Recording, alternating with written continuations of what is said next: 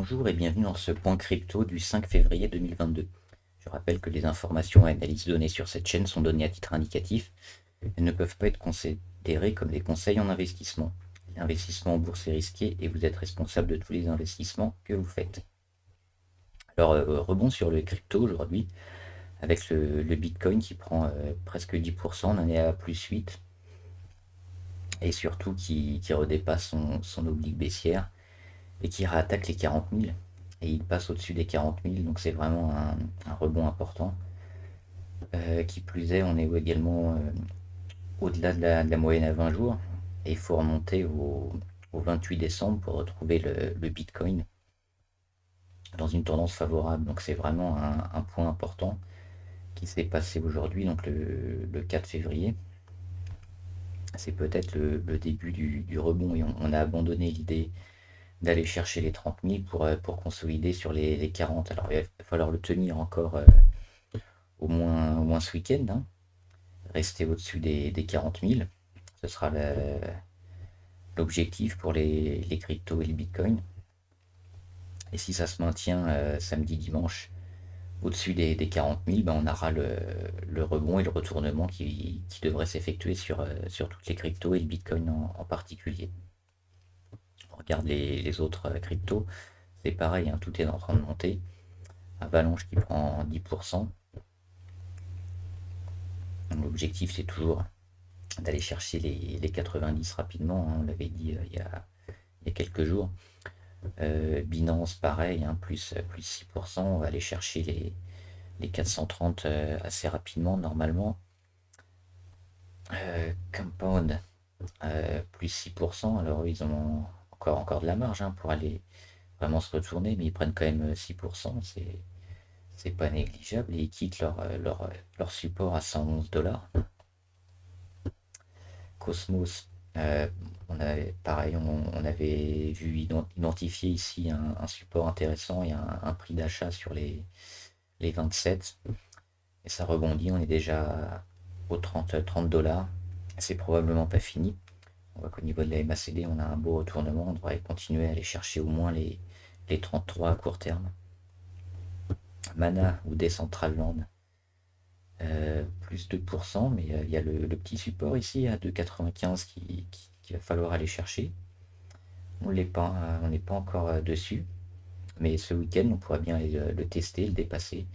Si on le fait, ce sera excellent pour Mana qui sera au-dessus de sa moyenne à 50 et qui aura juste une moyenne à 100 jours à aller chercher. Sinon, tout est ascendant, donc tous les feux sont au vert pour Mana.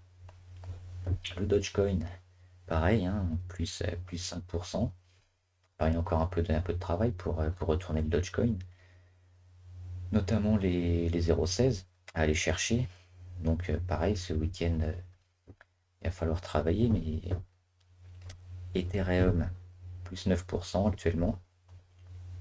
Et alors un peu moins bien que le Bitcoin, parce que si lui, il dépasse également son oblique baissière, il est un peu plus loin pour aller chercher sa moyenne 50 jours, donc toujours un peu plus prudent sur Ethereum. Mais on est dans une phase de fin d'hémorragie importante quand même. FTT qui prend aussi plus 5%. Et on est à nouveau en embuscade pour aller chercher les 50 $.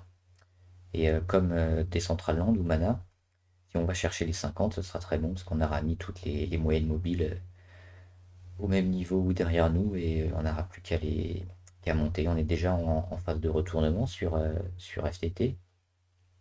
Donc c'est une crypto plutôt intéressante à prendre maintenant. Internet Compound, le petit support à 22, donc là on est un peu plus prudent aussi. Même si au niveau de la MACD et du RSI, ça devrait bien se passer, on va probablement rattaquer les 22,7. La question, c'est est-ce qu'on va aller les casser ce week-end? Si oui, on sera peut-être dans une phase de retournement, mais pour l'instant, c'est encore trop tôt pour Internet Computer. Comme Ripple, hein. Ripple sous les 0,64, il se passe rien. Solana y est presque. On flirte avec l'oblique, donc un peu moins bien qu'Ethereum, beaucoup moins bien que le Bitcoin, mais toujours à surveiller.